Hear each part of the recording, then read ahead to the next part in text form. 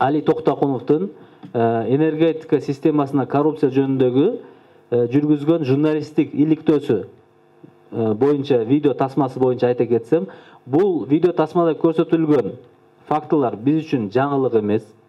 Жана айткандай 4 кылмыш иши тергелип жатат. 4 кылмыш ишин алкагында барды боюнча алар бизге белгилүү болгон.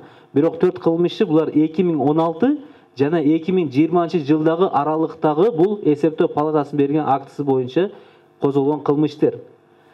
Ал эми Али Токтокуновдун видео тасмасындагы бул фактылар 2021 жана 2022 жылга тиешелүү.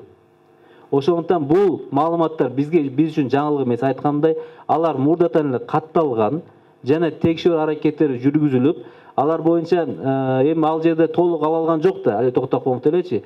Жана видеокамера менен болгон үйлөрдө эле көрсөттү го. А бизде прокуратура кызматкерлери ар бир фундаменттен сырткары ошол азыркы учурда жанагы система, IBS, Xenon деген системалардын иштешинин мыйзамдуулугуна чейин карап чыгып атышат.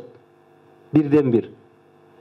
Бул бизде өзүңүздөр билесиздер, тергөөчүлөрдүн саны республика боюнча өтө деле көп эмес.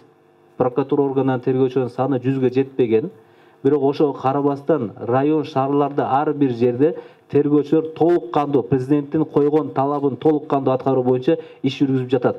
Мына айтканымдай, бул иштин президенттин койгон талабынын 80% толук аткарылып, мамлекетке мына 49 миллион сом өндүрүлүп, бир кылмыш сотко кетти.